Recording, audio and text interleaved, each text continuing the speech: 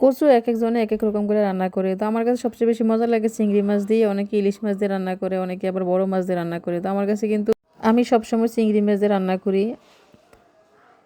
ছোটবেলায় দেখতাম আমার মা কচু রান্না করতো চিংড়ি মাছ দিয়া। তখনকার কিন্তু চিংড়ি মাছ অনেক সস্তা ছিল, 20 টাকার চিংড়ি মাছ কিনলে কিন্তু আধা কেজির বেশি চিংড়ি মাছ কিনা যেত। তো সবসময় আমার মা দেখতাম চিংড়ি মাছ দিয়া তারপর কচু রান্না করতো। কচুটাকে এরকম করে কাটতো, কাটটা তারপরে হইলো মাটির তাওয়ার মধ্যে টালতো, টাইলটা তারপর রান্না করতো। তো আমার মাটির তাওয়ার মধ্যে টালার সময় আসলে নাই, আমি একটু সিদ্ধ করে নেবো। আমি একটু গোল গোল করে কেটে নিয়েছিলাম, কাটটা তারপরে এখন হলুদ আর লবণ দিয়ে সিদ্ধ করে নেবো। সিদ্ধ করে তারপরে আমি রান্না করবো। টাইলটা কচু রান্নার মজাটা কিন্তু আলাদা। তো আমার আসলে এত সময় নাই। তো আমি আজকে কয়েকদিন যাবত আমার জামাই করতেছিলাম বাজার থেকে কচু আনতে, তো ভালো কচু পায় না, এই কারণে আসলে আনে না। আর সব কচু কিন্তু ভালো হয় না, অনেক কচু দেখা যায় সিদ্ধ হয় না। আজকে আমি সরিষা দিয়ে রান্না করবো। তো সরিষাটা একটু ভালো করে ধুইয়া তারপরে সরিষা বেটে নেবো। তো এদিক দিয়ে আমার কচু হালকা সিদ্ধ হয়ে গেছে, আমি কচুটা নামাই নেবো। নামাইয়া তারপরে কড়াইয়ে বসাই দিলাম। তো কড়াইয়ে বসাই এখন দিয়ে দেবো হলো তেল। তো তেলটা একটু বেশি দেবো আমি, কারণ যেহেতু পেঁয়াজ বাটা তারপরে সরিষা বাটা, বাটা মশলার মধ্যে কিন্তু তেলটা একটু বেশি লাগে। তো তেল দিয়ে একটু লবণ দিয়ে দিলাম, দিয়ে এখন আমি সবগুলো বাটা মশলা একসাথে দিয়ে দেবো, দিয়ে তারপর ভালো করে কষাই নেবো। কচু শাক আর কচু রান্না করতে কিন্তু অনেক সময় লাগে। তো এই দুইটা জিনিসই কিন্তু আমার অনেক পছন্দ।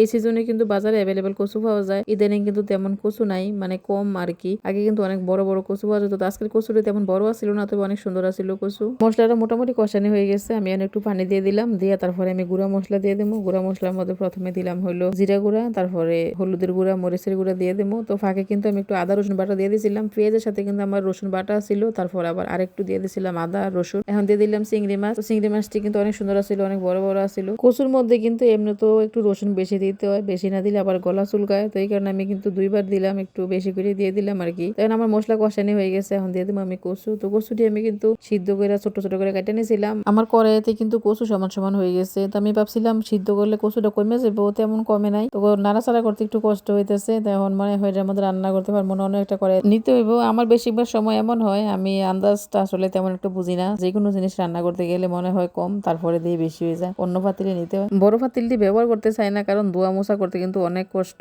আর এই ফাঁকের ঘরটা একেবারে ছোট, ধোয়া দায়ী করতে কিন্তু এমনিতে অনেক কষ্ট হয়। আর দাঁড়ায় থাড়ায় আমি ধুইতে পারি না, দাঁড়ায় দিলে আমার কোমর ব্যথা করে। তো এই কারণে চাইছিলাম আর কি ছোটটার মধ্যে সারমো, আসলে ছোটটার মধ্যে হয়েছে না, পরে বড় করে নিতে হয়েছে। তো এদিক দিয়ে কিন্তু রান্নাও করতেছি, সাথে কিন্তু গরুও দেখতেছি। আমার জানলা দিক দিয়ে কিন্তু গরু দেখা যায়। আজকে মনে বাজার আছে কোন দিকে জানি, সবাই গরু নিতেছে, অনেক বড় বড় গরু, অনেক সুন্দর সুন্দর গরু নিতেছে। আর আমি গরু দেখতেছি আর রান্না করতেছি। ঈদেরও আর বেশি দিন নাই, গরুটি কিন্তু নিজের মতো করে হাইটে এটা যাইতেছে। আসলে গরু দেখলে মায়া লাগতেছে। তো রান্নাও প্রায় হয়ে গেছে। আমার রান্নাটা করতে অনেকক্ষণ সময় লাগছে, কারণ কচু সিদ্ধ অনেক সময় লাগছে। আসলে ভাবছি না কচু সিদ্ধ হতে এতক্ষণ সময় লাগবো। তো লবণটা একটু কম হয়েছিল, লবণ দিয়ে দিলাম, দিয়ে তারপর একটু নাড়াচাড়া দিয়ে আমি নামাই নেবো। তো জোলটা যতটুকু আছে অতটুকুই রাখবো, কারণ নামাই নিলে কিন্তু জোলটা আরো কমবো। তো জোল বেশি থাকলে আবার তেমন ভালো লাগতো না, তো এখানে একটু গায়ে গায়ে রাখবো আর কি। তেমন রান্না শেষ হয়ে গেছে, এখন আমি চুলা থেকে নামাই নেবো। রান্না কিন্তু প্রতিদিন দেরি হয়ে যায়, ভাবি আজকে তাড়াতাড়ি রান্না করবো, আজকে রান্না কম, কিন্তু রান্না করতে গেলে দেখি অনেক সময় লাগে। আর মোবাইলটা এমন একটা নেশা, যদি ফাঁকে একটু মোবাইলটা হাতে নেই নাস্তা খাওয়ার পর, তাহলে কিন্তু একেবারে 11টা বেজে যায়। মানে এটা দেখে রেখে দেবো, ওইটা দেখে রেখে দেবো, এরকম করতে করতে কিন্তু সময় কিন্তু তাড়াতাড়ি শেষ হয়ে যায়। তো এদিক দিয়ে কিন্তু রান্নার সময়টা দেরি হয়ে যায়। তো রান্না করে